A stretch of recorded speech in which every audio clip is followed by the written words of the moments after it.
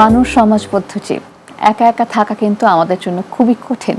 সবাই মিলে হইচই করে থেকে খেয়ে শেয়ার করার যে আনন্দ, যে অনুরাগ, তা করোনাকালীন সময়ে কিন্তু প্রতিদিন নানাভাবে ব্যাহত হচ্ছে। নিজেদের সুস্থতার খাতিরেই আমরা বিচ্ছিন্নতার নিয়ম আসলে মেনেই নিয়েছি, কিন্তু কারোরই আসলে সেভাবে মনটা ভালো নেই। কোনো আয়োজন নেই, কোনো উৎসব নেই, শান্তি করে আড্ডা দেওয়া, হই হুল্লোড় নেই, সেলিব্রেশনস নেই, সবকিছু এখন একটু অন্যরকম। ওয়েলকাম টু প্রমিসেস জানতে চাই, বরাবরের মতো সাথে আছে আমি মেহজাবিন বিনতি, এবং আমাদের আজকের আলোচনার বিষয় করোনাকালীন মানসিক স্বাস্থ্য। এবং আমার সাথে আছেন একজন স্বনামধন্য guest. He is none other than অধ্যাপক doctor Zahiruddin Ahmed, consultant Promises Medical Limited এবং ইউনাইটেড হসপিটাল লিমিটেড। আসসালামু আলাইকুম। ওয়েলকাম টু প্রমিসেস জানতে চাই। ধন্যবাদ আমাকে এখানে আনার জন্য। কেমন আছেন? অ্যাকচুয়ালি এখন যে দেশের যে অবস্থা, কেউ বলতে পারে না যে আমি ভালো আছি, তাই না? আমাদের যে ভাইরাস এখন ঢুকে গেছে, করোনা ভাইরাস, যেটা কোভিড-19, এটা হয়েছে কি একটা মানে মহামারী আকারে বেরিয়েছে। আর মহামারী আকারে হওয়াতে এটা হয়ে গেছে প্যান্ডেমিক। অ্যাকচুয়ালি আমরা যে কোনো রোগ হলে যদি বলি এন্ডেমিক, তাহলে সীমাবদ্ধ থাকে, কিন্তু প্যান্ডেমিক মানে সীমা ছাড়িয়ে যায়, দেশ ছাড়িয়ে পৃথিবীর বিশ্বের অন্যান্য দেশগুলোতেও এফেক্ট করেছে। তার ফলে যেটা হয়েছে যে মানুষ এখন আতঙ্কগ্রস্ত হয়ে পড়েছে। মানুষ মানুষের সাথে কোনো যোগাযোগ নাই, মানুষ মানুষের সাথে মেলামেশা নাই। আগে যেমন মানুষ একজন একজনকে দাওয়াত দিত, কোনো অনুষ্ঠানে আসতো, একসাথে বসতো, গল্প করতো, সেই জিনিসটা নাই। তার ফলে হয় কি, মানুষের মধ্যে মায়া মমতা এবং যোগাযোগ মাধ্যম একদম নষ্ট হয়ে গেছে। ইন্টিমেসিটা আমাদের খুব ল্যাক করছে কিন্তু এখন, এবং এখান থেকে অনেক রকম সমস্যা কিন্তু তৈরি হচ্ছে। আমাদের অভ্যাসগুলো অন্যরকম হয়ে যাচ্ছে। এই যে বাচ্চারা স্কুলে যাচ্ছে না, তারা আসলে আদান প্রদানের ব্যাপারটা, ভাবের আদান প্রদান কি শিখছে? স্যাক্রিফাইস, নিয়ম। একটা জানালার গ্রিল ধরে তাদের বিকালটা কেটে যাচ্ছে, একটা সাইকেলিংয়ের জন্য নামতে পারছে না, বা আমরাও ছাড়ছি না, বাধ্য আমরা। তো পুরো সিস্টেমটা কিন্তু অন্যরকম হয়ে গেছে। সবচেয়ে দুঃখজনক যেটা, যে ব্রিটেনের প্রধানমন্ত্রী, শিক্ষামন্ত্রী বলেছেন যে করোনাকালীন যে ক্ষতিটা হয়েছে, তার চেয়ে বেশি ক্ষতি হয়েছে স্কুল বন্ধ করার ফলে। কারণ স্কুল বন্ধ করার ফলে মানুষের মধ্যে আদান প্রদান করা, বা ভাব বিনিময় করা, বা খেলাধুলা করা, বিভিন্ন রকম আসা যাওয়া, এবং এই যে সামাজিক যোগাযোগটা ছিল, সেই যোগাযোগ মাধ্যমটা বন্ধ হয়ে গেছে। বন্ধ হয়ে যাওয়ার ফলে মানুষ কি করে, সময় কাটায় কিভাবে? একটা মোবাইল ফোন নিয়ে, ইয়ারফোন নিয়ে, হেডফোন নিয়ে সারাক্ষণ থাকে। তাতে করে মানুষের ভিতরে লিমিটেড হয়ে যাচ্ছে, তারা জগৎ নষ্ট হয়ে যাচ্ছে। জগৎ লিমিটেড হয়ে যাওয়ার ফলে তারা হয়েছে কি, তারা ক্ষিপ্ত হয়ে যায়, অল্পতেই তারা রেগে যায়, অল্পতেই তারা ক্ষিপ্ত হয়ে বাবা মার সাথে বেয়াদবি করে। এবং যেহেতু মোবাইলের মধ্যে যে সমস্ত জিনিস দেখার না সেগুলিই দেখে, যেগুলি করার না সেগুলি করে, তার ফলে তাদের সামাজিক এবং মানসিক ক্ষতি হচ্ছে। সামাজিক যেটা ক্ষতি হচ্ছে, তাদের হচ্ছে কি, তাদের ওই মানে অস্থিরতার কারণে একটা জিনিস হচ্ছে যে তারা নিজেদের মধ্যে আদান প্রদান নষ্ট হয়ে যাচ্ছে। তারা ভালো করে কারোর সাথে কথা বলে না। বেশিক্ষণ কানের মধ্যে এই হিয়ারিং এইড এটা লাগানোর ফলে হয়েছে কি, তাদের স্মরণশক্তি নষ্ট হয়ে যাচ্ছে। বেশিক্ষণ মোবাইল ইউজ করার ফলে, রেডিয়েশনের ফলে তাদের স্মরণশক্তি নষ্ট হয়ে যাচ্ছে। তারপরে আরেকটু, আমার কাছে অনেক রোগী আসছে যারা খিঁচুনি নিয়ে আসছে, এবং তারা হাত পা ঝিঁঝি করে, অল্পতেই ফিট হয়ে যায়, পড়ে যায়। এবং এই জিনিসগুলো খুব বেশি হয় যারা বেশি মোবাইল ইউজ করে। 24 আওয়ার্স তারা মোবাইল ইউজ করছে, কিছু করার নেই। সুতরাং যেহেতু তাদের কিছু করার নেই, সেই জন্য তারা করেছে। আগে স্কুলটা খোলা থাকলে তারা স্কুলে যেত, আসতো, বন্ধু বান্ধবের সাথে গল্প কথা বলতো, এমনি খুশিভাবে দূরে থাকতো। কিন্তু এখন তাতে করে হয়েছে খুব ক্ষতি হয়ে যাচ্ছে, সর্বনাশ হয়ে যাচ্ছে আমাদের। এটা একটা বড় রকমের ক্ষতি হয়েছে। এটা আরেকটা জিনিস যেটা হচ্ছে যে বাচ্চাদের যে জিনিসটা দেখেছি, যে আগে যেমন বাচ্চারা কথা শুনতো, এখন কিন্তু কথা শুনে না। কারণ তারা হচ্ছে বিরক্ত হয়ে গেছে, ক্ষিপ্ত হয়ে গেছে, একটা জায়গায় বন্ধ থাকতে থাকতে তারা অস্থির হয়ে গেছে। এবং এখান থেকে আমাদের পরিত্রাণের অনেকগুলি উপায় বের করতে হবে, আদারওয়াইজ আমরা কিন্তু এই বাচ্চারা ক্ষতিগ্রস্ত হয়ে যাবে। আপনি বাচ্চাদের কথা বলছেন, আমার মনে হয় যে আমরা বড়রাই তো বিরক্ত হয়ে গেছি, এবং আমরা কিন্তু টায়ার্ড হয়ে গেছি। কারণ গত বছর যখন লকডাউন মার্চ মাস থেকে শুরু হলো, মনে হচ্ছিল আচ্ছা 1 মাস, আচ্ছা 2 মাস, আচ্ছা 3 মাস, আচ্ছা 6 মাস ধৈর্য ধরে। তো আমরা ওই সময় যারা খুব কঠিনভাবে মেইনটেইন করেছে সবকিছু, 1.5 বছর এসে তো পরে আসলে সেভাবে সম্ভব না। ফেড আপ হয়ে গেছে। আমরা সবাই আসলে আমাদের জায়গা থেকে টায়ার্ড। তারপরও আসলে আশার বাণী বা আশার কথা বলতেই হয়, কারণ আশাই আমাদেরকে বাঁচিয়ে রাখে। আশাই হয়তো বা একটা ভালো কিছুর সময় পর্যন্ত আমাদের অপেক্ষা করার সেই ব্যাপারটা আসলে ভিতরে দিবে। তো সেখান থেকে বলতে যে আজকে যেহেতু টপিক করোনাকালীন মানসিক স্বাস্থ্য, একটা ক্ষতি কিন্তু হয়ে গেছে বা আরো যতদিন আছে হয়তো বা হবে, এখান থেকে পরিত্রাণের উপায় যদি আপনার কাছ থেকে শুনি। অ্যাকচুয়ালি আমাদের একটা টিম ওয়ার্কের মতো করতে হবে। টিম ওয়ার্ক বলতে বোঝা যাচ্ছে ফ্যামিলির মেম্বার সবাইকে ইনভলভ হতে হবে, বাবা মা ভাই বোন মা ছোট ছোট বাচ্চারা সবাই মিলে যদি আমরা ইনভলভ হই, তাহলে পরে আমরা যে জিনিসটা করতে পারবো, ঘরের কাজ পরিষ্কার করা, ধোয়া মোছা করা, রান্না বান্না করা, সবার সাথে একসাথে পার্টিসিপেট করুন, হই হই হই হই করে একটা টিম ওয়ার্কের মতো করে ফেলে। আমরা আজকে বিছানা করব, চলো আজকে আমরা এটা করবো, আজকে আমরা ছাদ কৃষি করব, ছাদের মধ্যে আমরা গিয়ে অনেক গাছ লাগালাম, অনেক কিছু করলাম।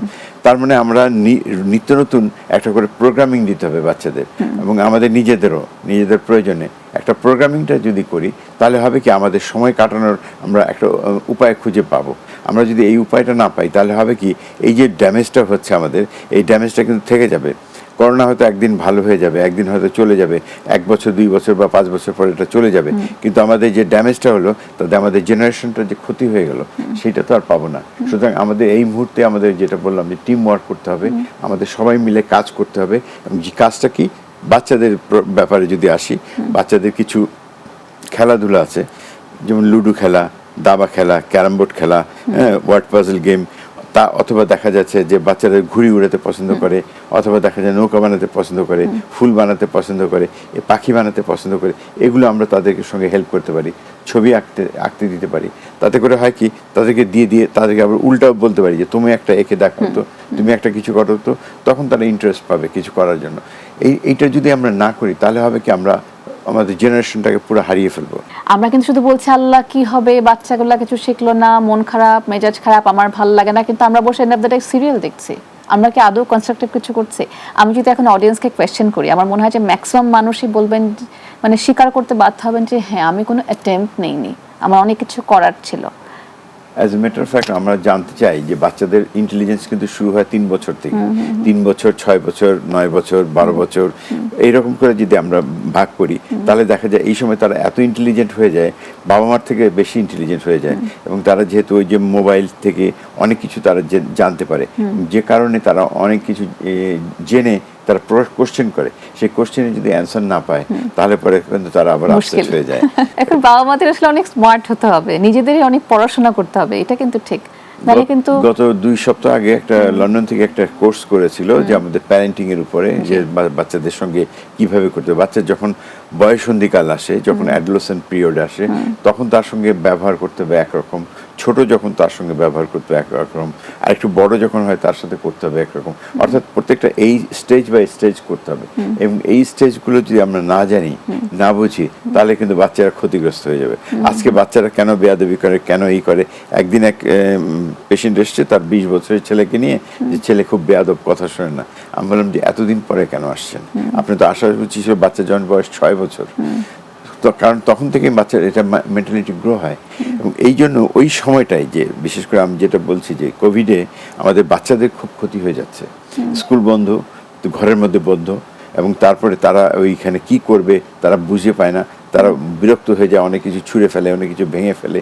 কারণ এখন তাদেরকে কিছু করতে হবে, তাদেরকে কিছু আমাদের দিতে হবে, এনগেজ রাখতে হবে। আমি একটু এই বিষয় নিয়ে একটু আলাপ আলোচনা করবো, তার আগে একটা ব্রেক নাটেন ইনস্ট্রাকশন চলে এসেছে। ইউর ওয়াচিং ফার্মাসিস্ট জানতে চাই। আজকে আমরা কথা বলছিলাম করোনাকালীন মানসিক স্বাস্থ্য নিয়ে। মেন্টাল হেলথ ব্যাপারটাই তো একটু জটিল, তার মধ্যে আবার সেটা করোনাকালীন আরও জটিল হয়ে গেছে। এসে সহজ করে বুঝিয়ে দেওয়ার চেষ্টা আমি করব। এই মুহূর্তে একটা ছোট্ট ব্রেক নিচ্ছি, সাথেই থাকুন।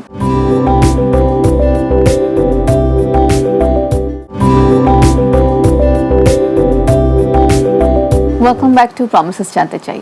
আজকে কথা হচ্ছে করোনাকালীন মানসিক স্বাস্থ্য নিয়ে। বরাবরের মতো সাথে আছি আমি মেহজাবিন বিনতি।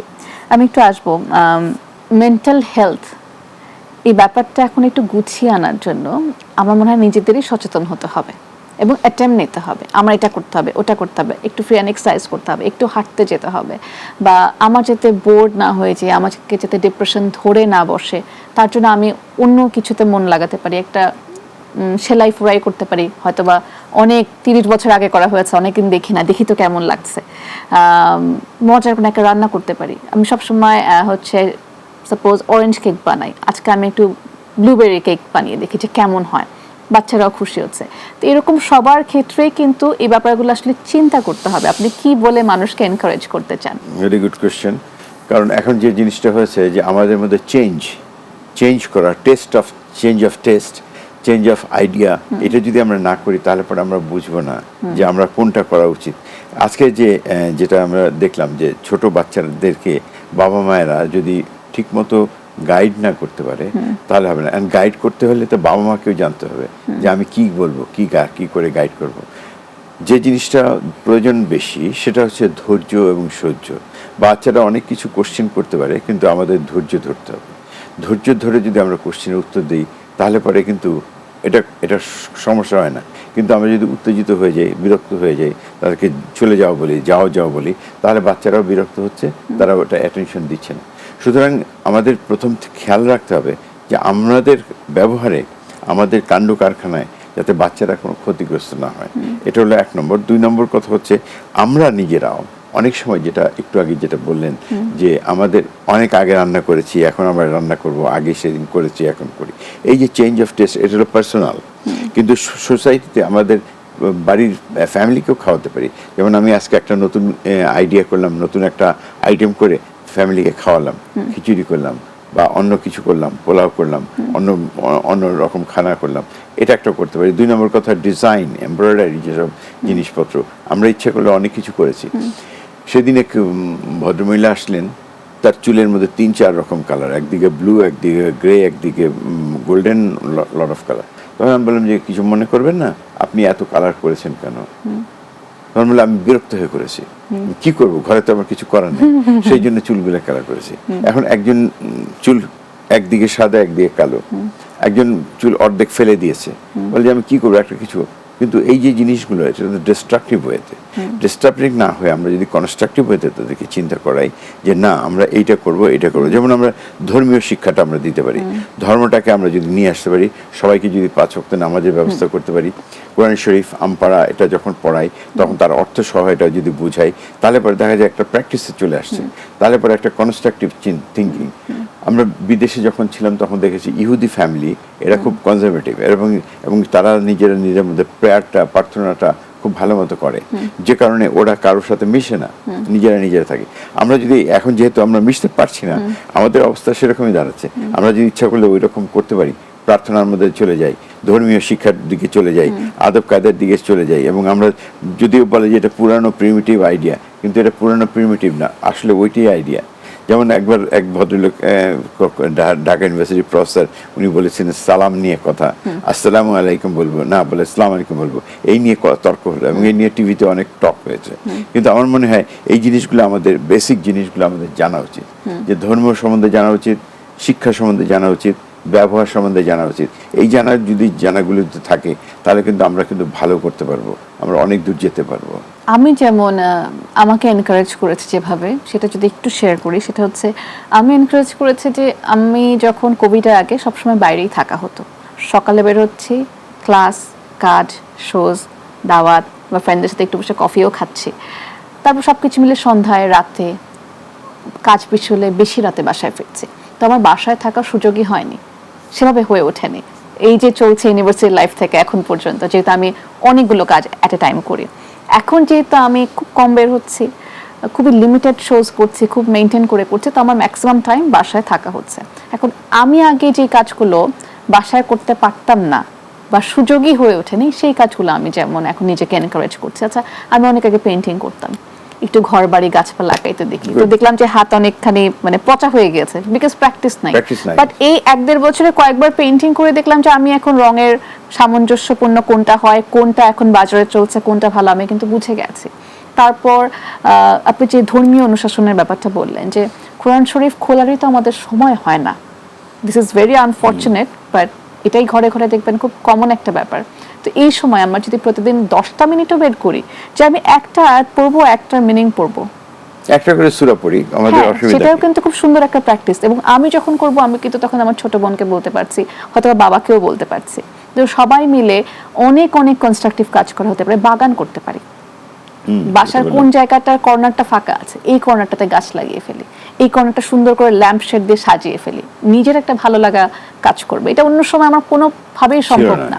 তো এইভাবে যেহেতু আমাদের হাতে কিছু নেই, নিজেকে যতখানি এনকারেজ করা যায়, আমার মনে হয় যে এটা একটা মানসিক প্রশান্তি দেয়, মেন্টাল হেলথটা অনেকখানি স্টেবল রাখে। আরেকটা বিষয় আমার একটু জানার ছিল যে এই কোভিড সিচুয়েশনে অনেকে কিন্তু একটা অর্থনৈতিক দোটানার মধ্যে আছে। এখন আমরা অনেক লাকি যে আমাদের টেবিলে আসলে শুক্রবারে পোলাও কোরমা চলে আসছে, নর্মাল টাইমে সব খাওয়া দাওয়া চলে আসছে, আমের সময় আম চলে আসছে, জাম চলে আসছে। কিন্তু এছাড়া অনেক মানুষ আছেন যারা আসলে ফাইন্যান্সিয়ালি একটা বড় স্ট্রাগলের মধ্যে আছেন। তাদের কাছে আসলে ধর্ম, নৈতিকতা, মেন্টাল হেলথ এগুলো এখন আর ম্যাটার করছে না। তো তাদের উদ্দেশ্যে কি বলবেন সেই মানুষগুলো? আসলে আমি দেখেছি যে অনেকের চাকরি চলে গেছে, Exactly. অনেক মিল বন্ধ হয়ে গেছে, অনেক দোকান শপিং মল বন্ধ হয়ে গেছে। এরা কি করবে? এরা যারা শহরে এখানে বাসা ভাড়া করে থাকতো তারা গ্রামে চলে গেছে, কারণ তারা বাসা ভাড়া করে থাকতে পারছে না। Right. এবং তাদের ভিতরে আরেকটা অশান্তি শুরু হয়েছে, আর্থিক লেনদেন, আর্থিক দোটানা। এবং আর্থিক দোটানার ফলে হয়েছে কি, তারা হয়তো এই জিনিসটা চিন্তা করবে না, কিন্তু ধর্মটা কিন্তু গরিব ধনী সবার জন্যই, তাই না? যে কোনো আর্থিক লেনদেন থাকুক বা নাই থাকুক, ধর্মটা ধর্মই।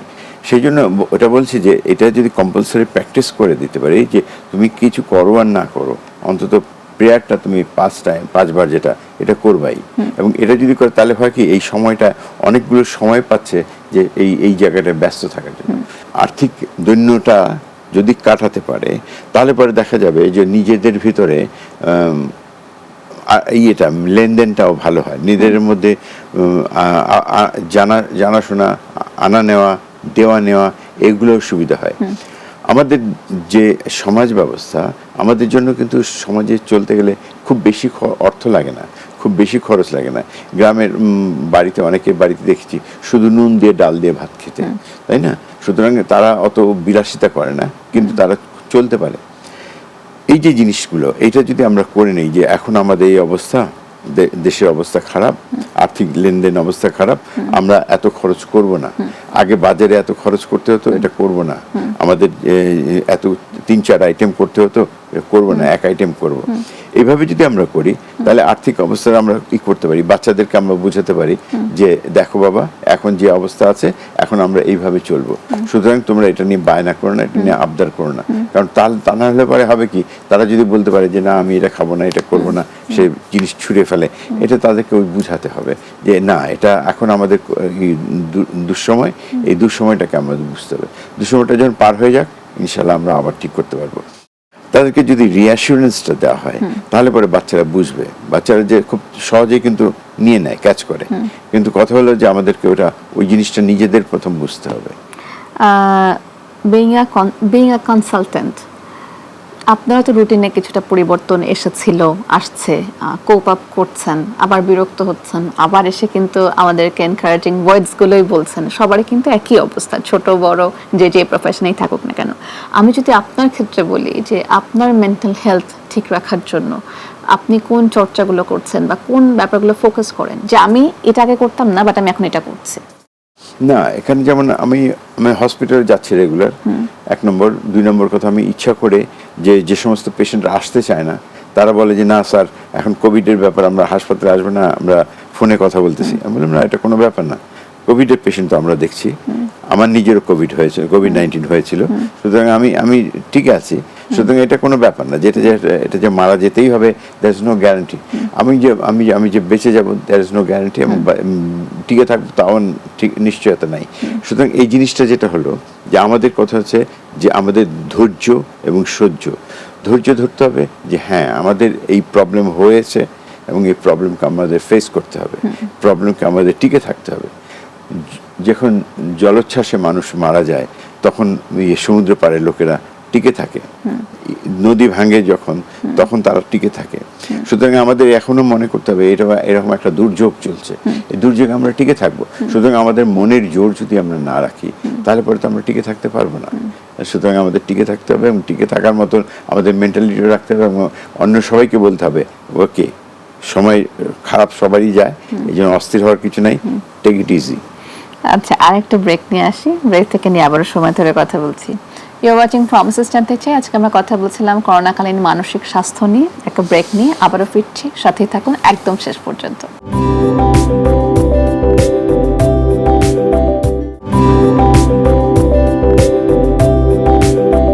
ওয়েলকাম ব্যাক টু প্রমিসেস জানতে চাই। বরাবরের মতো সাথে আছে আমি মেহজাবিন রিন্তি এবং আজকে কথা বলছি করোনাকালীন মানসিক স্বাস্থ্য নিয়ে।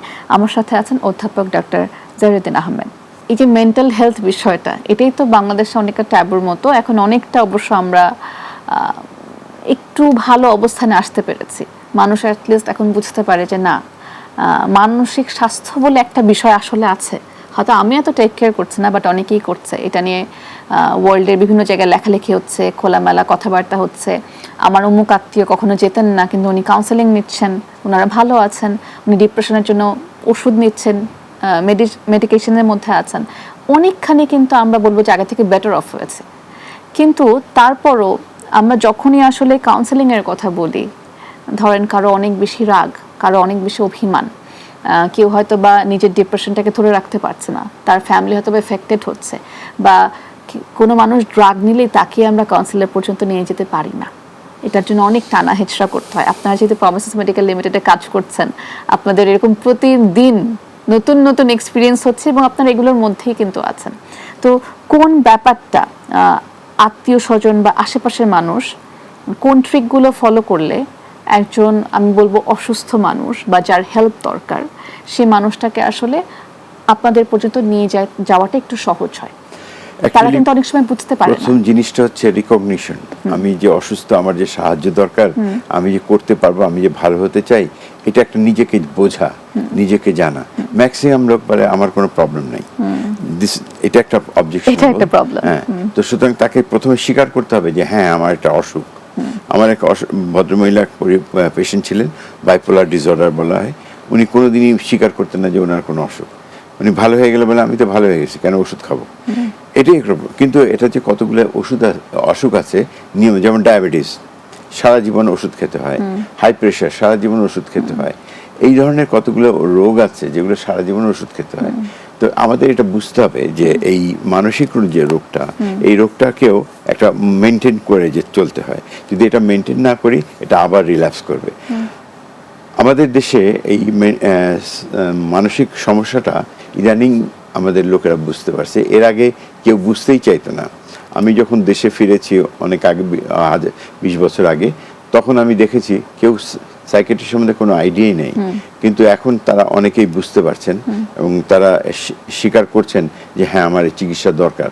কিন্তু আসলে যদি আমরা চেক করি তাহলে দেখা যাবে যে 95% রোগী, 95% মধ্যে আছেন তারা এটা স্বীকার করবে না, সাইকিয়াট্রিক রোগ, কিন্তু তারা এটা স্বীকার করবে না। যেমন মাথা ব্যথা, পেট ব্যথা, পেটে কামড়, বুক ধরফর করা, অস্থির হয়ে যাওয়া, হাত কিন্তু আমরা বাড়িয়ে বলছি, মানে আমার খুবই কষ্ট হচ্ছে, তুমি বুঝছো না কেন, হরলিক্স আম কাঁঠাল নিয়ে হাজির হয়ে যায়, এটা একটা ব্যাপারটা আমরা বাড়িয়ে বলছি, একটা সহানুভূতি চাচ্ছি। কিন্তু এই জায়গাটা কেন জানা আমরা বোঝার পরেও বা অনেক রকম সমস্যা সৃষ্টি করার পরেও বুঝতে চাই না বা স্বীকার করতে চাই না, এটা একটা সমস্যা।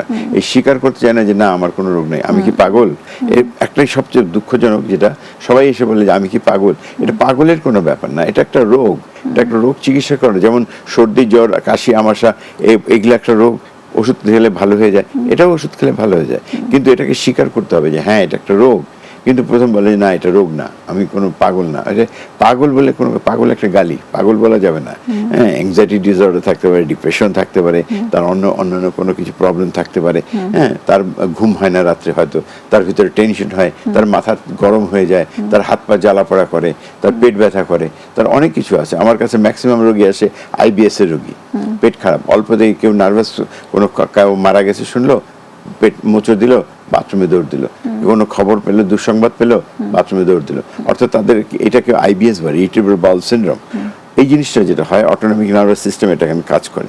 এবং এই জিনিসটাকে আমাদের জানতে হবে যে এটা একটা রোগ এবং এটা চিকিৎসা করলে ভালো হয়ে যায়। কিন্তু এটা গ্যাস্ট্রোএন্টারোলজিস্টের কাছে যায়, বছরের পর বছর যায়, এন্ডোস্কোপি, কলোনোস্কোপি করে, কোনো লাভ হয় না। কিন্তু আসলে এটা মানসিক রোগী স্পেশালিস্টের কাছে যদি আসে, মনোরোগ বিশেষজ্ঞের কাছে, তাহলে পরের দিনই ভালো হয়ে যাবে। চমৎকার একটা ইনফরমেশন কিন্তু আজকে আমরা টেলিভিশনেও বললাম যে এই যে অনেকে কিন্তু আপনি যেটা বললেন যে আমাদের পর্যন্ত আসছে না, অন্য জায়গায় তারা ট্রিটমেন্ট করছে। এটার সাথে যে আমার ডিপ্রেশন, মন খারাপ করা, অ্যাংজাইটি ইন্টাররিলেটেড, এই জিনিসটা আমরা জানিই না, আমরা বিশ্বাসই করতে চাই না, জানি বিশ্বাসই না, করতে পারি না। সেটাই হচ্ছে Exactly. প্রবলেম। হ্যাঁ। আমাদের প্রথম কথা একটা রিকগনিশন দিতে হবে, স্বীকার করতে হবে হ্যাঁ আমার একটা রোগ, রোগের একটা চিকিৎসা আছে, চিকিৎসা গেলেই হয়। তারা যাবে না মানসিক রোগ ডাক্তারের কাছে, তারা বলবে আমি কি পাগল। এই যে কথাটা বলে এটা খুব খারাপ, এটা এক ধরনের মানে ঘৃণা হয় না নিজের প্রতি। এই ঘৃণা জিনিসটা ঠিক না, এটা মানুষকে নিজেকে ছোট করা হয়। হ্যাঁ, পাগল তো বলে কোনো রোগ নাই না, রোগ হচ্ছে মাথা ধরা হতে পারে, পেট ব্যথা হতে পারে, পেট খারাপ হতে পারে, বুক ধরফর করা হতে পারে, তার ডিপ্রেশন হতে পারে, তার ঘুমের অসুবিধা হতে পারে, অনেক কিছু হতে পারে। কিন্তু তাকে তো যেতে হবে, জায়গা মতো যেতে হবে, জায়গা মতো গেলেই ঠিক হয়ে যাবে। আমাদের সমস্যা হচ্ছে এইটাই যে আমাদের জায়গা মতো যেতে চায় না, আমাদের কাছে আসে অনেক শেষে। আমার কাছে না লাস্টলি পারতে একটা কিন্তু ইন্টারেস্টিং আসে। গল্প জি, বলি। please. এক ভদ্রলোক আসলেন, স্যামসোনাইট এক সুটকেস ভর্তি করে, উনি 7.5 লাখ টাকা টেস্ট করেছেন, বিভিন্ন ডক্টরের কাছে গিয়েছেন আর টেস্ট করেন, টেস্ট করে বলে কিছু নাই, টেস্ট করে কিছু নাই। আমি বললাম যে কিছু পাবে না তো, কারণ সাইকিয়াট্রিক যে ডিজিজগুলো এটা হচ্ছে ফাংশনাল ডিজিজ, এটা অর্গানিক ডিজিজ না। অর্গানিক ডিজিজ হলে কিছু পাওয়া যাবে, সাইকিয়াট্রিক হলে তো ফাংশনাল, কিছু পাওয়া যাবে না। সুতরাং তুমি যতই পয়সা খরচ করো কোনো লাভ নেই। তো আমাদের লোকেরা বুঝে না, গেলেই করে কি ডক্টরের কাছে যায়, এত এত টেস্ট করে কিন্তু কিছুই পায় না। তখন কি বলে আমার তো কোনো রোগ নাই, তাহলে আমার এটা হয় কেন? এই যে জিনিসটা, যে সিম্পল জিনিসটা, সিম্পল কোশ্চেন, এই জিনিসটা আমাদের ক্লিয়ার করতে হবে যে না, এর মধ্যে কোনো নিশ্চয়ই কোনো প্রবলেম আছে। কাজে অর্গানিক অ্যান্ড ফাংশনাল দুইটা কিন্তু 50-50 ভাগ করা। সুতরাং অর্গানিক রোগ হতে পারলে ফাংশনাল রোগও হয়, সেই জিনিসটা আমাদের জানা উচিত, এবং জানলে পরে আমরা এটা ইজিলি ভালো করতে পারি, তাই না? জি। করোনাকালীন মানসিক স্বাস্থ্য নিয়ে কথা বলছিলাম। করোনা, আমরা ধরে নিচ্ছি যে করোনাকে নিয়ে আমাদের বাঁচতে হবে, আমরা অনেকটা ইউজ টু হয়ে গেছি। আল্লাহ সবাইকে সুস্থ রাখুক, ভালো রাখুক। এর মধ্যে আমাদের জীবন চলছে, শোজও চলছে। তো থাকে না যে ধরেন আমরা যদি একটা গেস গেমে যাই যে আচ্ছা 2 বছর পর 3 বছর পর করোনা থেকে হয়তো আমরা মুক্ত পেলাম, বা এতখানি অভ্যস্ত হয়ে গেলাম যে আমরা এভাবে অভ্যস্ত হয়ে গেলাম। তো এরপর কিন্তু আমাদের সবার ইকোনমিক কন্ডিশন বলেন, হোল ওয়ার্ল্ডের অনেক সিস্টেম বলেন, একটা আমূল পরিবর্তন আসবে। তো সেখানেও কিন্তু আমার মানসিক ব্যাপারটা আসলে গুরুত্বপূর্ণ, যে আমি এতদিন কিভাবে চলেছি, এরপর কিভাবে চলবো, এটারও একটা পূর্ব প্রস্তুতি মনে হয় রাখা উচিত। কারণ আমরা যখন এতদিন, যেমন আমি বলি, এখানে যখন আমরা প্রথম গত বছর প্রোগ্রাম করলাম, অনেক টিচার আমাদেরকে জয়েন করেছেন যারা বাসায় থেকে জুমে ক্লাস নিতেন। তারা বিরক্ত হয়ে গেছেন যে জুমে ক্লাস নিয়ে শান্তি নেই, এই নতুন কিছু শিখতে হয়, স্টুডেন্টরা ঝামেলা করে, মারা এসে বসে থাকে, এক্সাম নিতে কষ্ট হয়। তো আমরা ওই আগের যে ক্লাসে বসে যে একটা শিক্ষা, সেটাকে মিস করতাম, এটা আমরা এখনো মিস করি।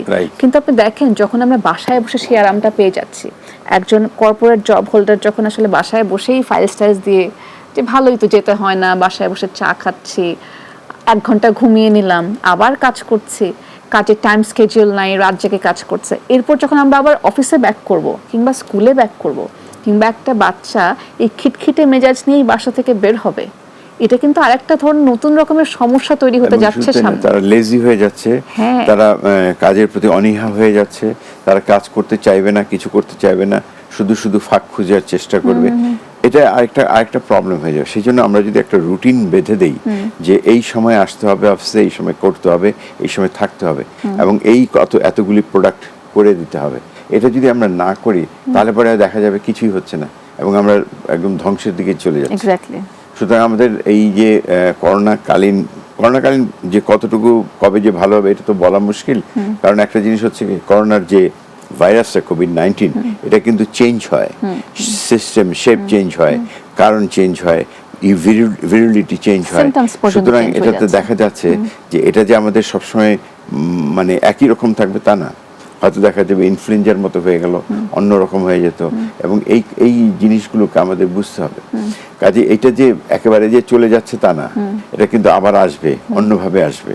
সুতরাং আমাদের এই জিনিসটাতে মনে রাখতে হবে যে আমাদের জীবন চলবে, যতই অসুখ থাকুক বিসুখ থাকুক, আমাদের জীবন চলবে এবং আমাদের জীবন চালাতে হবে।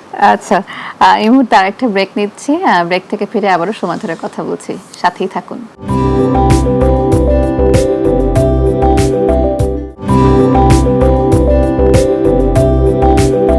ওয়েলকাম ব্যাক টু প্রমিসেস জানতে চাই। বরাবরের মতো সাথে আছি আমি মেহজাবিন বিনতি, এবং আজকে আমরা কথা বলছি করোনাকালীন মানসিক স্বাস্থ্য নিয়ে। আমার সাথে আছেন অধ্যাপক ডাক্তার জাহিরুদ্দিন আহমেদ।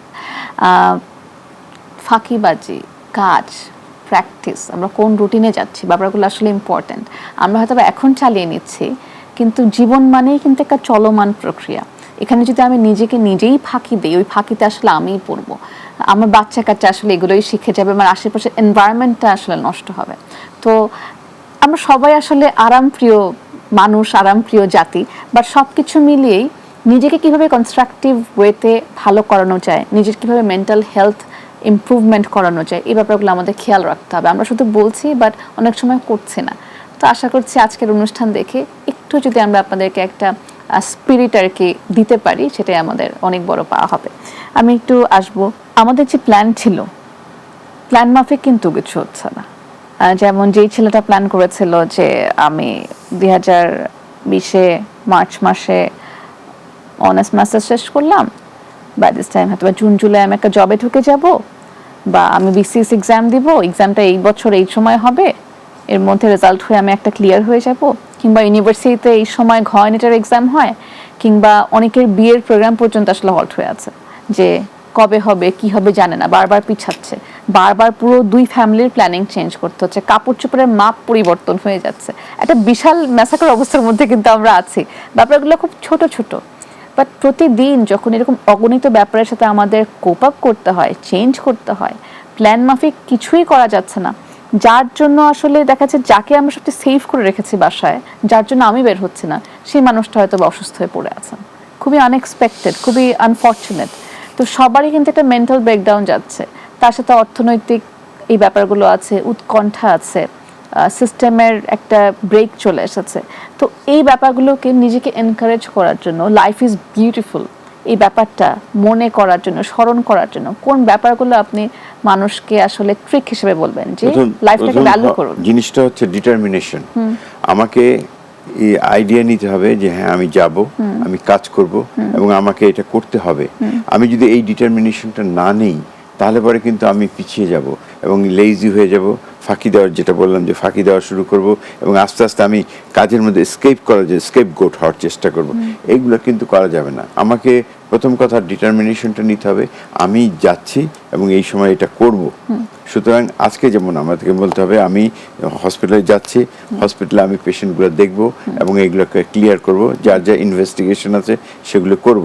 আমি যদি না করি তাহলে আমি আমার নিজের কাছে হয়ে যাব, মানে দোষী হয়ে যাব। এই জিনিসটা যদি আমরা মনে করি তাহলে কিন্তু আমরা করতে পারবো। কিন্তু আমরা যদি সবসময় মনে করি কেমনি আমি এটা ফাঁকি দেবো, তাহলে পরে হবে না। ডিটারমিনেশন হচ্ছে ফার্স্ট, এবং সেইভাবে যখন দেখা যায়, আপনি যদি চিন্তা করেন ওই যে জার্মানিতে সেকেন্ড ওয়ার্ল্ডের পরে দেখা যাবে হঠাৎ করে একদম পুরো দেশটা যখন ধ্বংস হয়ে গিয়েছিল, তারা কিন্তু সব উঠে দাঁড়ালো। জাপানের কথা চিন্তা করেন, একদম ধ্বংস হয়ে গিয়েছিল, উঠে দাঁড়ালো। So only thing is the determination. আমরা যদি ডিটারমিনেশনটা ঠিক রাখি তাহলে পরে কিন্তু আমরা উঠে দাঁড়াতে পারবো। হ্যাঁ, আজকে এই করোনাকালীন যতটুকু আমাদের ক্ষতি হয়েছে, সেই ক্ষতিটা আমাদের এমন কোনো ক্ষতি না যদি আমরা নিজেরা সবাই ঘুরে দাঁড়াতে পারি।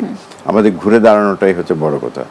কাজে মেন্টাল হেলথটাতে হচ্ছে কি আমাদের ডিটারমিনেশন ঠিক রাখতে হবে, আমাদের বুঝতে হবে যে কোনটা ভালো কোনটা মন্দ, এবং আমাদের পিছু পেরলে চলবে না। জার্মানিতে আমার মনে হচ্ছে সেকেন্ড ওয়ার্ল্ড ওয়ারের পরে যখন ওরা বলেছিল আমরা একদিন ফ্রি কাজ করব, আমরা 6 ঘন্টার 8 ঘন্টার জায়গায় আমরা 10 ঘন্টা কাজ করব, সুতরাং 2 ঘন্টা করে ফ্রি কাজ করব। এই যে তাদের ডিটারমিনেশনটা, স্যাক্রিফাইসটা জাতিগতভাবে এই জিনিসটাই কাজ করবে। আমরা যদি এখন বলি যে হ্যাঁ আমরা একদিন বেতন নেব না, বা একদিন আমরা ফ্রি কাজ করব, যে ছুটির দিন সেদিন আমরা কাজ করব, তাহলে পরে দেখা যাবে আমরা এটা পুষিয়ে নিচ্ছি। অর্থাৎ পুষিয়ে নিতে হলে আমাদেরকে ডিটারমিনেশনটা রাখতে হবে, ইচ্ছা শক্তি রাখতে হবে।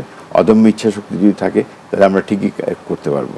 আমি আরেকটা বিষয় জানতে চাচ্ছিলাম যে এই করোনাকালীন সময় কিন্তু আপনাদের কাছে অনেক রকম পেশেন্টরা আসছেন, এটা আসলে আমাদের থেকে আপনারা আরো ভালো অবজার্ভ করবেন, ভালো দেখবেন, এটাই স্বাভাবিক। তো এই কোভিডে কোন ধরনের পেশেন্ট আপনারা বেশি দেখতে পাচ্ছেন? এখানে অনেক ধরনের পেশেন্ট দেখা যাচ্ছে। এক নম্বর যেটা আতঙ্কগ্রস্ত হয়ে আছে, আতঙ্কগ্রস্ত পেশেন্ট, তারা সবসময় আতঙ্কগ্রস্ত কারণে তাদেরকে ট্রিটমেন্টের সাথে সাথে আমরা কাউন্সেলিংও করি, কারণ তাদের কাউন্সেলিং দরকার। কারণ কেন তারা ভয় পাচ্ছে, ভয়ের তো কোনো কারণ নেই। এই জিনিসটা 1 নম্বর। 2 নম্বর কথা হচ্ছে যে আরেকটা জিনিস পাওয়া যাচ্ছে, সেটা হচ্ছে ডিপ্রেশন। ডিপ্রেশন হয়ে আসছে। আমার কাছে আরেকটা পেশেন্ট এসেছেন, উনি ভদ্রমহিলা, উনি হাতে পায়ে শক্তি পায় না, উঠতে পারে না বিছানা থেকে, কিছু করে তার আসলে কোনো কারণ নাই, তার কোনো প্রবলেম নাই। কেন নাই? আসল কথা ডিপ্রেশনের চোটে উনি বিছানাতে ঘুরতে পারছেন না, কোনো কাজ করতে পারছেন না, কোনো এক গ্লাস পানি খেতে গেলে ওনার হাত Overthink কাঁপে। করছেন একটা হ্যাঁ, রুমের মধ্যে overthink। বসে এই বসে। জিনিসগুলো আমাদেরকে ওই কাউন্সেলিং এর মাধ্যমে বোঝানো যাবে যে আপনি যেটা করছেন এটা ঠিক না, এটা তো আপনার কোনো ভয়ের নাই, ভয়ের কিছু নেই, আপনি এটা উঠবেন, এটা করবেন, আপনি চলবেন ফিরবেন, আপনি খাবেন, আপনি তো নর্মাল আছেন, ভালো মানুষ আছেন। সুতরাং আপনার দুঃখ করার কিছু নাই, ভয় পাওয়ার কিছু নাই, আতঙ্কগ্রস্ত হওয়ার কিছু নাই, আপনাকে উঠতে হবে। এটা হচ্ছে আমার মূল মোটো। একটা মহামারীর সময় দেখা যায় যে আপনি শিক্ষার দিক দিয়ে বলেন, সার্টিফিকেট দিক দিয়ে বলেন, আনন্দ বা সেলিব্রেশনস দিক দিয়ে বলেন, সবকিছুতে তো আমাদের ভাটা পড়েছে। এখন থাকে না যে সেলিব্রেশনস কিন্তু অনেকভাবে লাইফটাকে এনজয় করা শেখায়, এনকারেজমেন্ট দেয়। আমরা কিন্তু এখন কারো প্রশংসাও হয়তো বা করতে পারছি না, বিকজ ওরকম মানসিক স্থিতিশীলতাই আমাদের নেই যে আমরা কাউকে একটা সুন্দর কাপড় পরে বলবো, অ্যাপ্রিসিয়েট করব, তোমাকে ভালো লাগছে, দাওয়াতে এসো, ভাব বিনিময় করব, একটা বাচ্চার জন্য গিফট কিনে নিয়ে যাবো। উল্টো করা বাসায় যেতেও তখন খারাপ লাগে যে তারা কি ভাবছে, বা তাদের হয়তো বা ইনসিকিউরিটি আছে, বা আমারও যাওয়া ঠিক না।